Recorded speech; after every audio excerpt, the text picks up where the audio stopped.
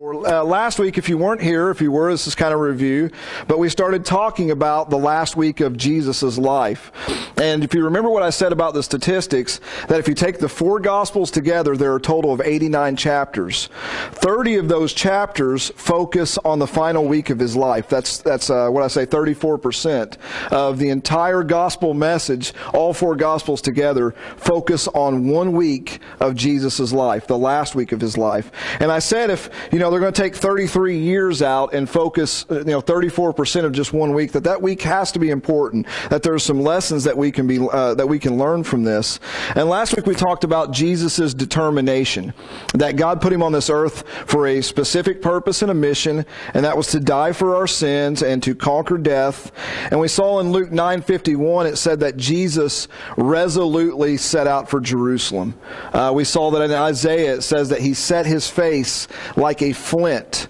What we tried to talk about last week was he was determined to accomplish his purpose. We talked about a horse with blinders, how they're not focusing to the right or left. They're focused on their goal. They're focused straight ahead. And that's what Jesus was doing. He wasn't going to let anything get in the way of fulfilling this plan that God had given him, this purpose that God had given him. And we applied this to our lives, that yes, we're going to have obstacles. We're going to have things get in our way, but we need to be determined, just like Jesus was, resolutely set toward that goal or that purpose that God has given us. Today we're going to talk about the same theme, a characteristic or two that we can gain from Jesus from the last week of his life, some lessons that we can learn. Last week we talked about a verse that really we tend to overlook. Like I said, it says he resolutely set out. We overlook that verse sometime. This week, it's one that all of us, we all know about, we've all talked about before, but it's one that we don't really dive into. And after studying this week, I realized this small passage, you could probably preach an entire sermon series over the lessons to be learned in this passage that we're going to be talking about this week. Last week I told you that the final week of Jesus' life, I'm using the word week a lot, I just realized I'm trying to avoid that, but it ain't happening very well. But the final week of Jesus' life, we set the scene as Steve talked about this morning. Jesus went from Jericho to Bethany. He's working his way up to Jerusalem. And no matter what direction you're coming from, they always say up to Jerusalem, because Jerusalem is on they call it a mountain, but it's really a big hill. But you're working your way up to Jerusalem. So Jesus is coming to Jerusalem to celebrate the Passover meal. A good Jew would do this. They would make this pilgrimage once a year to celebrate the Passover festival. I have a couple pictures. If you guys don't know what that is, the gold dome is not the temple. That is it's called the Dome of the Rock. It's the second holiest place for Muslims. Okay, that is the most valuable piece of property on the face of the earth. There have been wars for thousands of years fought for that piece of land, and this piece of property is priceless. If you don't know what that piece of property is, that is the Temple Mount in Jerusalem. And if you don't know what this view is, this is a view from the Mount of Olives. When you're standing on the Mount of Olives where the Garden of Gethsemane was, where Jesus would spend a lot of his time, where Jesus would ascend up into heaven, where Jesus would pray right before he was crucified, this is where it took place. So picture, instead of that gold dome there was a temple there. This would have been your view as you're coming into Jerusalem. This would have been Jesus' view and his disciples' view when he made this triumphal entry the last week of his life into Jerusalem. They would have came from this direction. We're facing west, okay? And they would have walked down through this valley, the Kidron Valley, and they would have walked up to the temple, is where they said. I wanted you guys to see this picture. This was one of the coolest things for me when I went to Israel, was standing on the Mount of Olives looking over to Jerusalem, and this little valley, you think the Mount of Olives, and it's kind of picture in your head how far it is. It's not that far.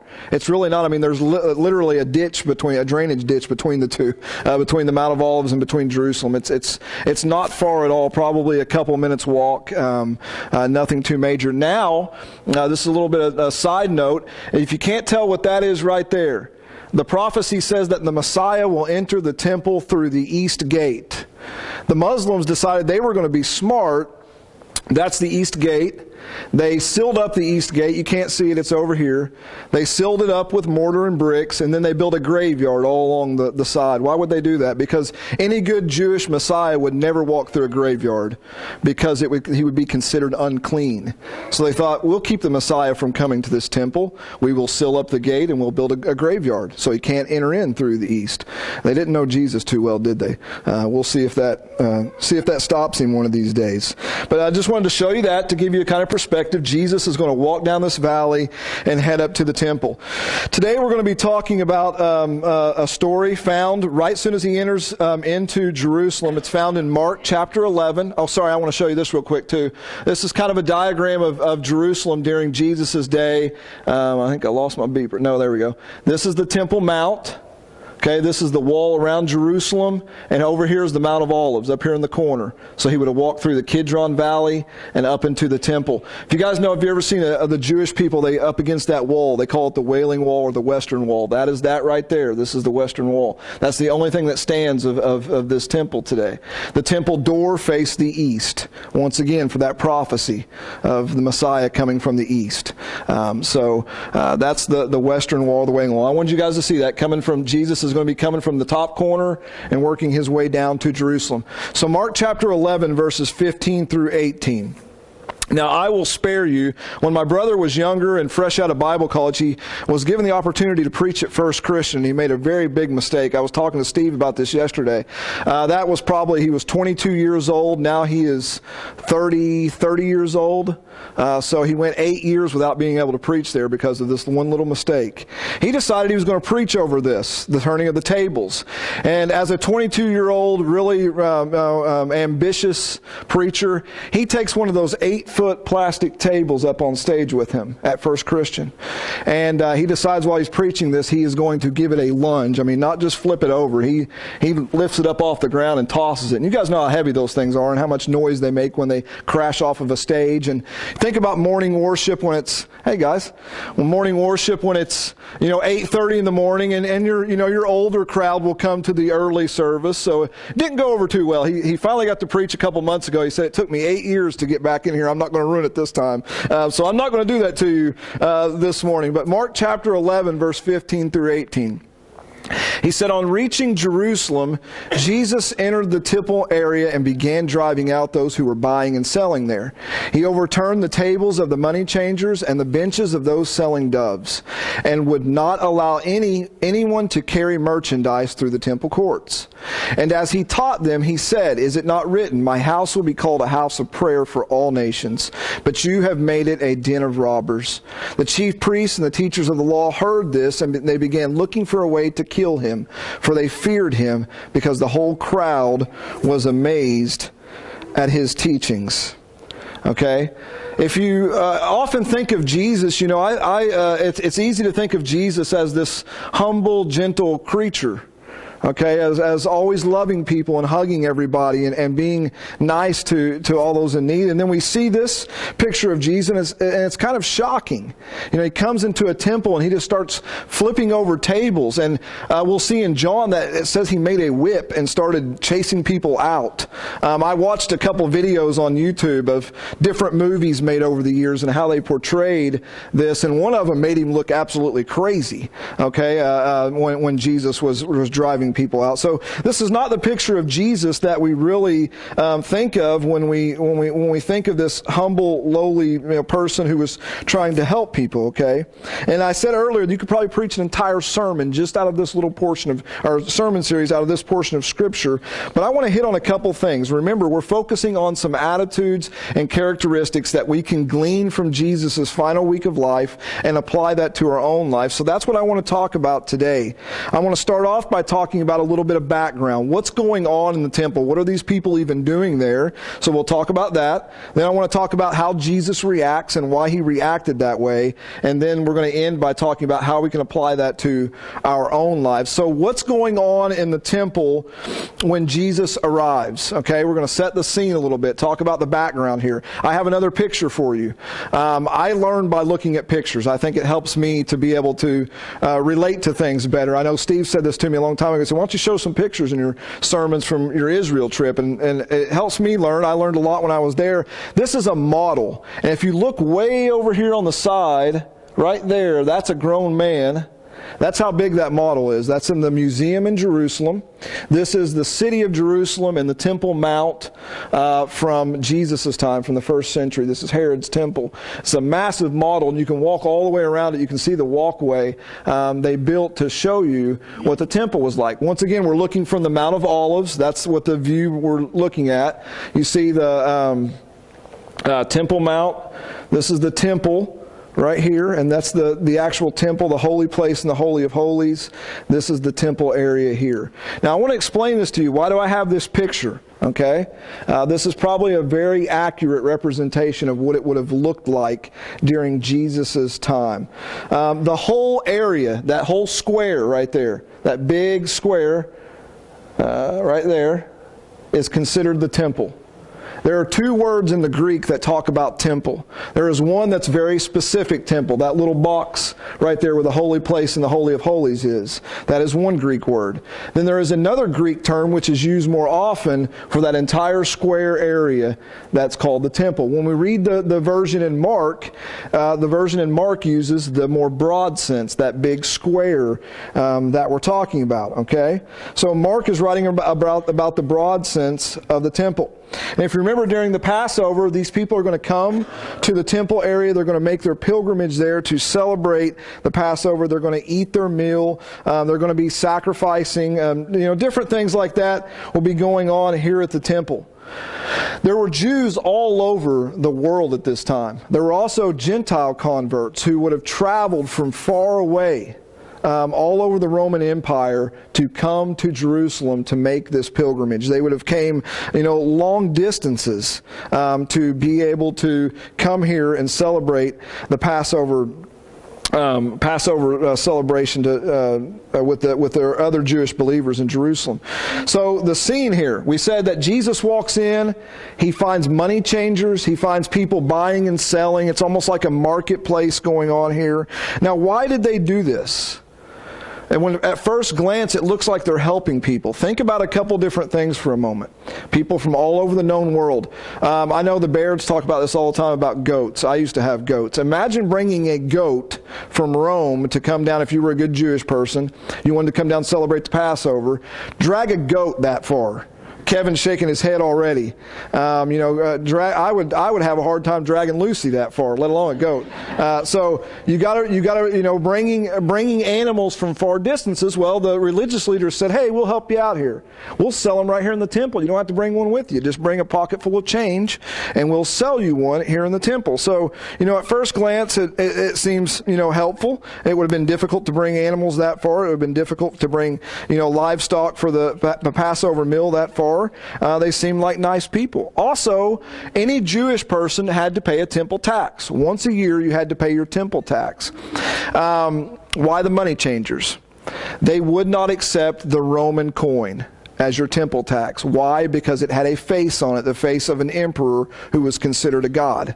The temple considered that idol worship. They would not accept that as your temple tax, so they were nice enough to trade those Roman coins for the shekel, which was accepted as a temple tax. And if you lived in Rome or if you lived in somewhere else around the Roman Empire, you wouldn't carry shekels on you. You wouldn't be able to pay your temple tax. So they were nice enough to transfer this currency for you. So think about that as Jesus enters the temple. This is what is going on. He approached from the Mount of Olives. He goes down into the temple. He walks into this busy, busy atmosphere. I took Megan to Thunder over Louisville one time, and it was the last time. Here she's from Popcorn, and Danny and Gay could tell you about Popcorn. There's no stoplight. There's barely even a stop sign in Popcorn or in Springville. And, she goes to Thunder over Louisville where you're walking like this, for miles. You can't walk. There's so many people. I think of Jerusalem during the Passover like this. You have all of these pilgrims coming in, not pilgrims like, Thanksgiving pilgrims, Jewish pilgrims coming in to celebrate Passover, and it would have been a packed place. It would have been a busy place. And we see that Jesus goes berserk. He goes crazy and starts flipping over tables. Why did this happen? The religious leaders were being helpful. They were selling animals so you didn't have to bring them all the way across the country. They were trading your coins for you, trying to be as helpful as possible, putting the cookies on the bottom shelf so you didn't have to reach up very high to get these. Let's take a look at what was actually going on here. If you think about the temple for a moment, the one reason that Jesus gets mad is this place was a place of worship. It was not a marketplace. It was never intended for that atmosphere. It was a place where people could go and experience God. They didn't have the Holy Spirit living in them. This is where God lived on earth, in this temple. That's where people went to have that relationship with God, to worship God, to sacrifice for their sins. Mark 11:17 says, "And as he taught them, he said, 'Is it not written, my house will be called a house of prayer for all nations, but you have made it a den of robbers.'" He said, basically, you've neglected the entire purpose of my temple. It's a house of prayer. It's a house where people can come and get close to God. You've turned it into a marketplace. You've turned it into a den of robbers. You've missed the point. You've skipped over the point. What else is going on here? Are they really being nice guys, or what's taking place? Now this is before the internet days when you couldn't, shop around the internet and find the best price, for goats or whatever. Okay, so here are these Gentile converts. A lot of them are converts coming from all over the world that have converted to Judaism, or Jews that have been dispersed that are coming. They don't know the going price of a goat in Jerusalem. So they come into the temple and they're getting robbed. They're getting maybe charged double. They don't know what's going on outside those temple gates. Another thing that would happen is that if they did bring an animal with them, remember it had to be an animal that was without spot or without blemish. Well, they come in with this nice looking goat or lamb or whatever, and the temple authorities would say, look right there. It misses the mark. You're going to have to buy one of ours now. And they would sell it to them for a high price. Another thing with the money exchange, these wicked, evil Roman coins with heads on them were made of pure silver, whereas the shekel was made of less valuable metal. So, they were, I guess we'll take your Roman coins. We hate to, but no, they were very, very anxious to get that pure silver and to melt it down or whatever they did with it and make some profit off of that. They would also, the exchange rates would be a lot different. They were making money off of this. The final thing, and this is one thing I think is a big thing, where were these money changers set up at? They definitely were not set up in this little area here. I can tell you that right now. So that leaves one area. It says they were in the temple. That uses the broad sense of the word. That means they were set up out here and out here, where only one group of people could be. And that was the Gentiles, the Gentile converts, those who were not raised in church, those who were not familiar with the religion, those who were not Jews by blood. This is the Gentile court out here. They could not go past this door. They would be put to death if they did. This is the only place they could worship. When they came for Passover, they had to stay out in that court to worship God. But how could they worship when it was full of people selling merchandise? It was a marketplace instead of a place of worship. So that was the third problem that takes place here. So let's take a look at Jesus' reaction to all this. We've already read the scripture. What motivated him to go a little crazy? What motivated him to get so angry? Let's read Mark 11. Mark 11. On reaching Jerusalem, Jesus entered the temple area and began driving out those who were buying and selling there. He overturned the tables of money changers and the benches of those selling doves, and would not allow anyone to carry merchandise through the temple courts. And as he taught them, he said, "Is it not written, my house will be called a house of prayer for all nations? But you have made it a den of robbers." The chief priests and the teachers of the law heard this, and they began looking for a way to kill him, for they feared him, because the whole crowd was amazed at his teaching. So what was Jesus' issue, all this? We've already mentioned it. That they were using the temple for something totally contrary for its intended purpose. This was to be a place of worship, and slowly people started getting dollar signs in their eyes. We can make a little bit of cash off this. We can make a little bit of profit off this. Because if you remember, that's how the religious leaders made their money. They didn't have outside jobs. They made it from the temple. So they thought, man, we can make a little bit of cash, and we can maybe even get a pat on the back in the end. We might even look good out of this, acting like we're trying to help people. They had turned his house into a house of robbers, and they had kept those who needed to worship most from worshiping. Those Gentile converts who were not around this Jewish culture their whole year. They only came once a year maybe, for a week. They needed this environment. They needed to come and experience God's presence. They needed to come and worship God. But when they came, they find that they can't even get into their area of worship because it's taken over by merchants. Now, if you know anything about this story, it's this particular story and the final week of Jesus' life is found in the Synoptic Gospels, Matthew, Mark, and Luke. It's only found in those three. The book of John gives us a very similar story, almost identical, but he puts it at the beginning of Jesus' life, not at the end of Jesus' life. Most people think that this happened twice. That at the beginning of Jesus' ministry, he went in and did this, and at the end of his ministry, he went in and did this same thing. Let's read what John has to say. When it was almost time for the Jewish Passover, Jesus went up to Jerusalem. In the temple courts, he found men selling cattle, sheep, and doves, and others sitting at tables exchanging money. So he made a whip out of cords and drove all of them from the temple area, both sheep and cattle. He scattered the coins of the money changers and overturned their tables. To those who sold doves, he said, "Get these out of here. How dare you turn my Father's house into a market?" His disciples remembered that it is written, "Zeal for your house will consume me." So this is John's account. It sounds a lot like the other three, but once again, most people think this actually happened at the beginning of the 3.5-year ministry. They think that maybe there were two different accounts. Now, some people think that because John is not necessarily in chronological order, that he's really talking about the same event. I don't know. He does add some things. He does say a couple different things. Some things that can help us understand Jesus a little better. See how he ends this verse. His disciples remembered. You know, his disciples are sitting back watching Jesus go crazy, and I'm sure they're getting very nervous. Okay, because people are not happy when you throw their money into a crowd of people. Think about that. You go to something and pull out their cash register and throw it into an angry mob. And that's what Jesus did. He took all their money and threw it into a mob of people. And I'm sure they didn't just sit around and say, "Oh, let me help you pick this up." They're probably pocketing it and walking away with it. Okay, and his disciples are sitting back watching this, and they remember what was written in the Psalms. Psalm 69:9. "Zeal for your house will consume me." This is a prophecy about the Messiah to come. Think about that word zeal for a minute, okay? It means that to desire earnestly, to purpose or to pursue, to strive after, to busy oneself about. It has a lot of meaning. When you think about zeal, you think about intensity, okay? There's an intensity behind it. There is fervency behind it. There is devotion and commitment to either a cause or to someone very special. And the Old Testament Scripture says the Messiah will have zeal for the house of God.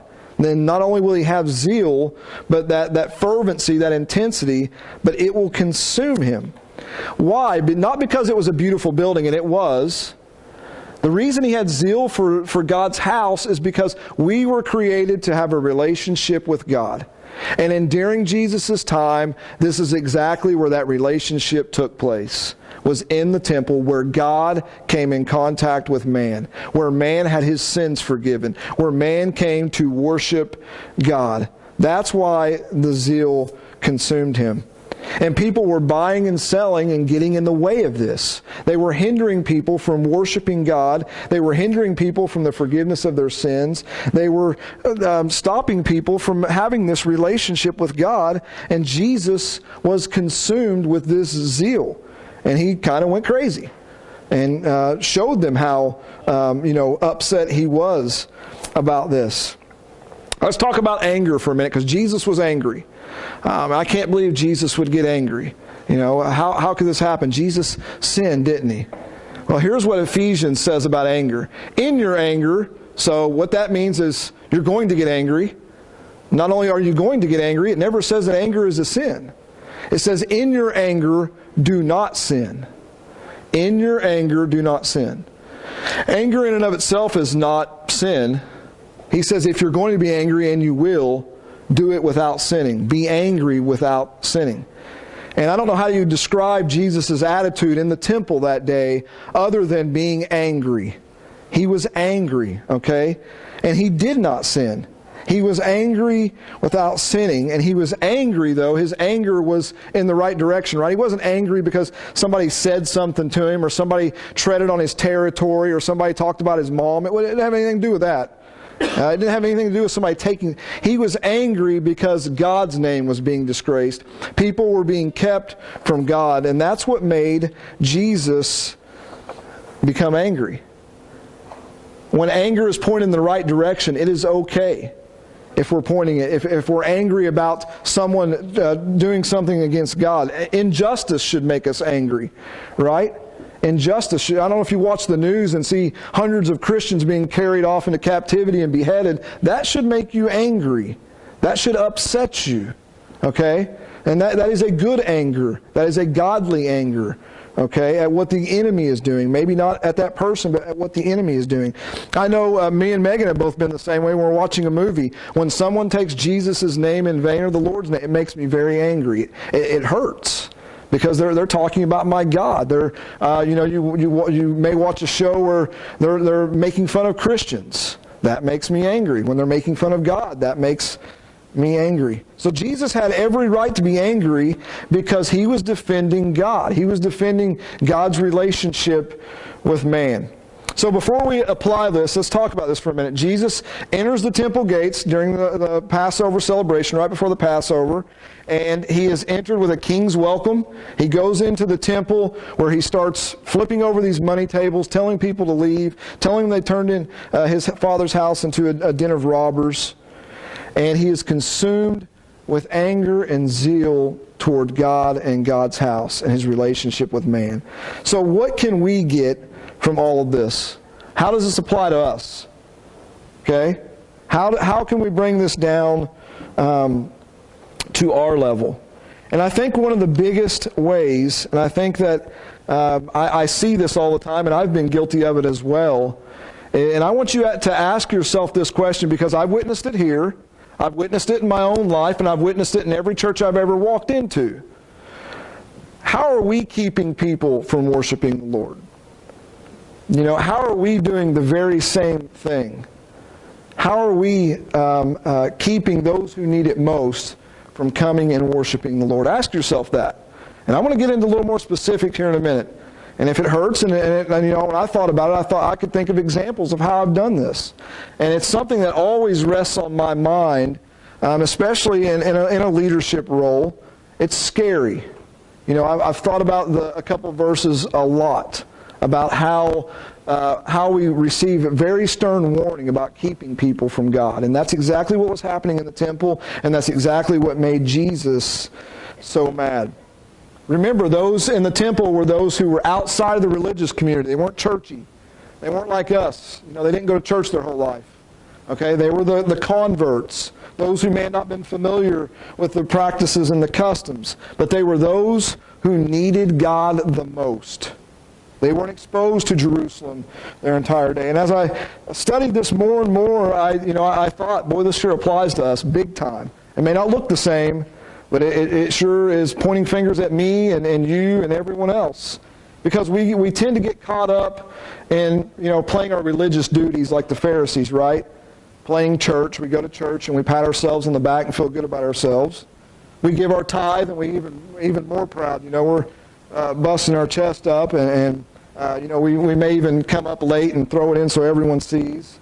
We sing our worship songs. We stand and sing with all of our might. And, some of us are even really elite. We even volunteer. We may teach a class and do all of these religious duties and all these great things that God has told us to do. Looking on the outside, we look a lot like the religious leaders, a lot like the Pharisees. Very good, very righteous. And we play our games, our church games, and in the meantime, we are keeping people from a relationship with God sometimes. Now, I'm going to get a little more in-depth with that. And I want you to think and apply this to your own life, because I know immediately what we're all going to do is we're going to look at the guy next to us and say, yeah, he sure does do that. No, I'm not telling you to do that. I'm telling you how do I do that, okay? I'm not telling you to look at the guy next to you because all of you are looking at me. So that's not fair. Let's not do that. But how do we do that? How, just like the religious leaders prevented those who needed it most, okay, from worshiping, how do we do that? And I thought about a couple verses in Matthew 23. If you don't know anything about this, it's called the 7 woes. The 7 woes. Jesus starts all of these out by saying, woe to you. That's not a good thing if Jesus says woe to you. Okay, that's not a compliment. Woe to you. Let's read one of those. Okay, woe to you. This is Matthew 23:13. Matthew 23. And you're going to see all of them in Matthew 23. Woe to you, teachers of the law and Pharisees, you hypocrites. You shut the door of the kingdom of heaven in people's faces. You yourselves do not enter, nor will you let those enter who are trying to. Okay, think about that. That's a pretty intense verse. Here's what Jesus is saying. You go to church, you pay your tithe, you volunteer, you do all of these things. But you are hypocrites. Okay? You're hypocrites. Number one, you don't have a relationship with God, and you're keeping everyone else from having a relationship with God. With all of your rules and traditions and regulations and all of these things. You will not enter the kingdom of heaven, and you're keeping everybody else from entering the kingdom of heaven. That's the first woe. Here's what Jesus says later on in verse 24 and 25. Woe to you, teachers of the law and Pharisees, you hypocrites. You give 1/10 of your spices, mint, dill, and cumin. But you have neglected the more important matters of the law, justice, mercy, and faithfulness. You should have practiced the latter without neglecting the former. You blind guides. This is one of those verses that really sticks out to me. You strain out a gnat, but yet swallow a camel. Now that's kind of a weird verse. What does that mean? Here's what Jesus says. You go to church, you pay your tithe, you volunteer. You do all of these good things. You're so righteous on the outside, but yet you hate people. You could care less about mercy and forgiveness and faithfulness, which are the more important matters. You care less about those. Okay? Jesus says, I don't care if you give 50% of your income. I don't care if you volunteer for every single ministry. If you do not love, if you do not forgive, if you do not show mercy to others, you are wasting your money, you're wasting your time. And he said you end up straining out a gnat but swallowing a camel. Okay? What he was saying to these Pharisees is you make so many rules, you strain out even a little gnat. Think about pouring wine or something into a glass. They may take a cloth and pour it through that, strain out any bugs that had got in the wine, any gnats. He said you do that. You're very keen on those little rules and regulations. You make sure everybody follows them. And he said, while you're doing that, while you're straining out that gnat, you're swallowing a camel because you don't love people. You don't care about people. Okay? You don't have a desire to see forgiveness. And once again, going back to this, you're making it extremely difficult for people to enter the kingdom of heaven. Very difficult. One verse that sticks out to me, and I don't have it up here, when the little children came to Jesus, the disciples tried to shoo them away. And they said, Jesus, get rid of these little kids. They're wasting your time. Jesus says if you keep one of these from entering the kingdom of heaven, or if you stop one of these from entering the kingdom of heaven, what does he say? Anybody remember? Tie a millstone around your neck and throw yourself into the ocean. You know what a millstone is? That's a heavy rock. It's a very heavy. He says, tie a millstone around your neck and cast yourself into the sea. That's how these warnings that Jesus gives to people to not keep people from worshiping me. Do not keep people from coming in. This is why Jesus started beating people in the temple in the first place. This is why he went crazy. It's because his Father's house was not being used for what it was intended to be used for. And this should make us angry. Okay? Things like this should make us very angry when we see that happening. When we see people kept from worshiping God. When we see injustice. When we see that lack of mercy. And we need to examine ourselves on that. There have been times where I've probably been critical. And then when I've been put in the position, your opinion changes a little bit. You start to think, well, now I can't be so critical. Now I understand a little bit better what is going on. Okay? So think about those. If you guys want to come up. I'm not telling you to go out and beat people or go over to the local IRS office and start flipping over their tables. Or I'm not telling you to do any of that, please. Don't think that I am. What I'm telling you is, number one, examine yourself. Okay? That zeal. Do you have a zeal, that intense fervency, that desire to see people come to a relationship with God? And when I think of zeal, I think of a consuming fire. Okay? He says he was consumed with zeal. This fire. There's probably a couple categories you can be in. Is your fire barely burning? I love Jeremiah says, God's word is shut up in my bones, and I cannot contain it. It's like a fire in my bones that I cannot contain. Some of us, our fires probably went out. Okay, it needs some fuel. We need to examine ourselves. Am I getting in God's way? Am I doing this to people? And some of us maybe have misguided fire. Our fire's out of control a little bit. We have too much zeal, and God's not kind of narrowed it down and homed it in. And that's possible too. Okay? Zeal that has its roots in the Lord will end up producing a lot of fruit. Will end up doing a lot of things. Will end up bringing glory to his name. If you don't know Jesus, we have this time of invitation because basically everything we talked about doesn't apply to you this morning. If you don't have Jesus, you don't have that hope in a future. Hopefully everybody here does have Jesus.